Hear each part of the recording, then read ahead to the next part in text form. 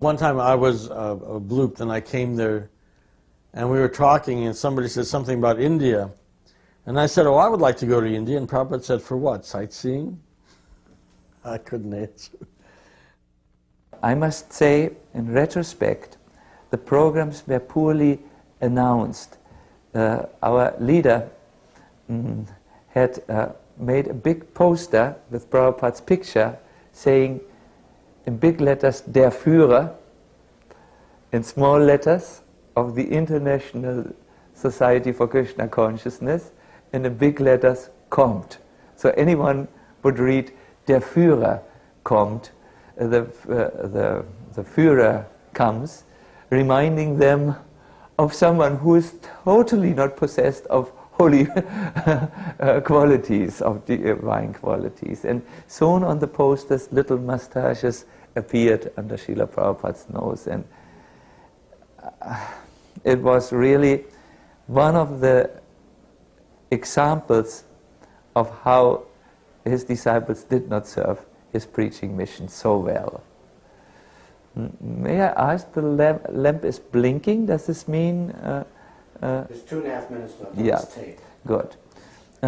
So, Srila Prabhupada had a few hostile elements in the audience, and I really believe it was in part due to the very unintelligent advertisement of the public programs. So one man was particularly disturbed, and he said, the chanting, it is mass hypnosis, maybe remembering Hitler's speeches where he would influence with his very passionate talks many people. This is hypnosis. Prabhupada looked at him and very kindly said, it is not hypnosis. It is not self-hypnosis, he said. It is self-purification. And he very nicely knew how to, I mean, he was so expert to, with a few sentences, address his audience.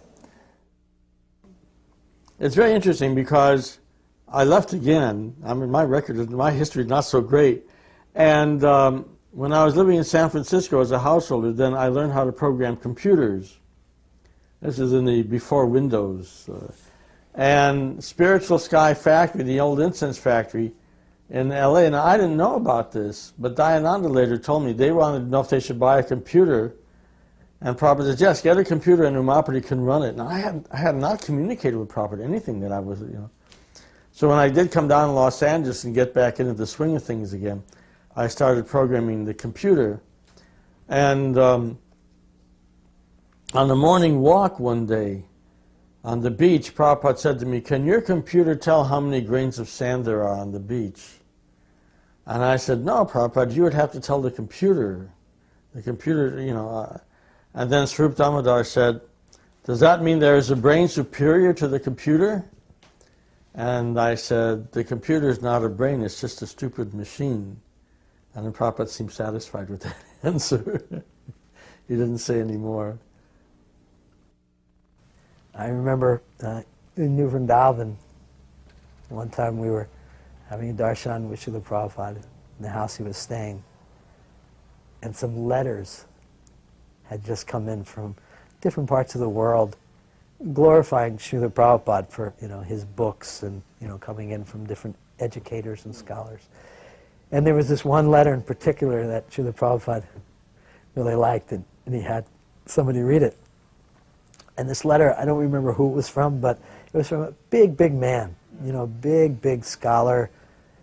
I think maybe it was someone in one of the big mats down, in South India. I'm not sure. I think maybe it was the Madhva Mat, and the Acharya of that Mat. And they was reading it, and this Acharya was saying how these books that Srila Prabhupada has written, how they could not possibly be written. They're so profound, and Srila Prabhupada's so prolific. How someone could do this, being an ordinary soul, is not possible. And this person said, it is my belief that Srila Prabhupada is Vyasadeva himself. And Srila Prabhupada just lit up with a big smile, and everyone, Jai Prabhupada, Jai Srila Prabhupada. So, we really don't know. We really don't know who Srila Prabhupada is. And what he accomplished, no one even came near accomplishing previously, and it's unlikely that for a long time anyone will. Srila Prabhupada was directly, as we know, sent by Krishna, and he came to the most, fallen place, and only Srila Prabhupada was empowered with that direct potency of Krishna. Prabhupada once said Krishna asked him to come to the material world. Will you come? Will you go, please, and deliver them?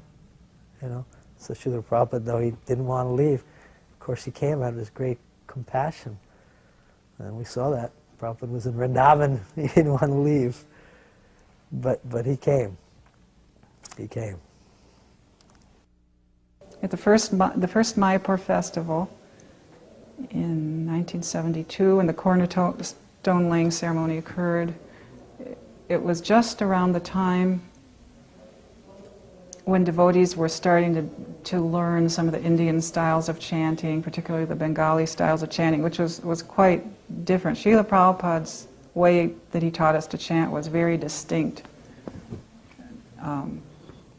In my view, completely transcendental, not of this world, and very, very different from the so-called Bengali style of chanting, which is like folk music, like traditional folk music, melodies and styles passed down. It's like a form of entertainment or music. When the devotees started imbibing that change, from simply absorbing Srila Prabhupada's example and trying to emulate it in our chanting, to adopting some of these Indian styles and techniques and different drum beats than the one Prabhupada taught us. And he expressed some displeasure with that at the beginning when it started.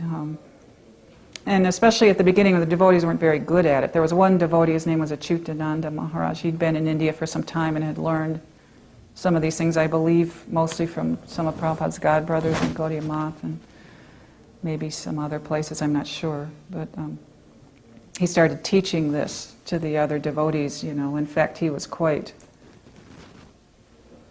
I hesitate to use the word puffed up, but he was a little bit arrogant about it. Oh, you don't know how to chant. I'll teach you how you should be chanting. Here in India, you have to do it this way. And some devotees kind of fell for it because it was catchy and the drum beats were catchy and catchy tunes, and it led that.